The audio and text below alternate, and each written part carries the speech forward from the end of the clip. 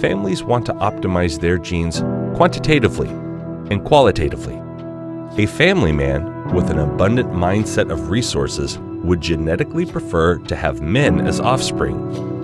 Males can spread their genetic seed quantitatively much faster than women. A man can reproduce with multiple women in shorter periods of times, which enables him to spread his seed as far and wide as possible. Women have evolved to think qualitatively. She needs to think carefully about with whom she will reproduce. Gestation takes 9 months. Childbearing is cloaked with dangers, and a baby must then be given so much love and care that the woman won't have time to think about quantity. Moreover, she needs to invest in a female social network that will help her with child caring, such as family members, mothers, and stepmothers who share genes with her. Women have evolved to create a spider web of friends who will help her with raising her family. A woman who doesn't have a social grid that she can lean on runs the risk of suffering from depression. A family with a scarcity mindset may optimize more efficiently with a female offspring. A high-value male with an abundant mindset can help with family genetic optimization. A man from a perceived higher caste may plant his seed and therefore multiply his superior genes within a fertile genetic body. Evolutionarily speaking, we haven't had enough time to adapt to the rapid agricultural and industrial changes of the modern day. The time elapsed between these changes and our hunter-gatherer prehistory is like the blink of an eye. Our minds are still stuck in a different context, time, and memory. There's an evolutionary mismatch when an 18-year-old girl brings her new boyfriend home.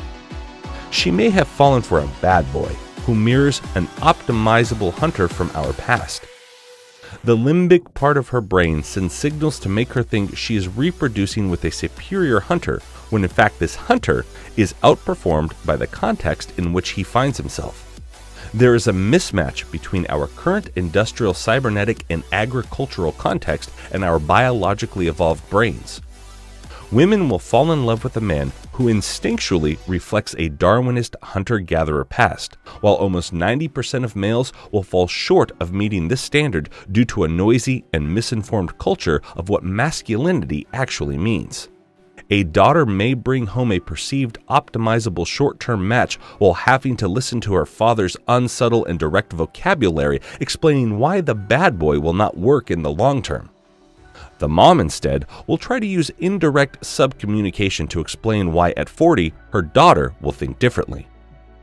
At 40, she won't be as fertile or able to compete with younger, more attractive women for the attention of perceived high-value males. She is better off with a man who feels he is responsible for abdicating his quantitative imperative. This responsible man will be perceived as weaker, but she will trick her brain and rationalize the context in which she finds herself. The conservative mother would make her daughter understand that she won't be part of the sexual marketplace indefinitely. She needs to exit the marketplace gracefully while she can. They have evolved in the presence of babies, children, and other women who think alike. They haven't evolved to look past the mountain or the unseen territories. They are instead looking for predictability and patterns in close proximity to one another.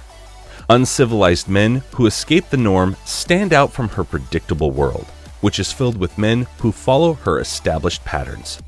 One of the things people love about you is you speak your mind and you don't use a politician's filter. However, that is not without its downsides, in particular when it comes to women. You've called women you don't like fat pigs, dogs, slobs, and disgusting animals. Your Twitter account... Only Rosie O'Donnell.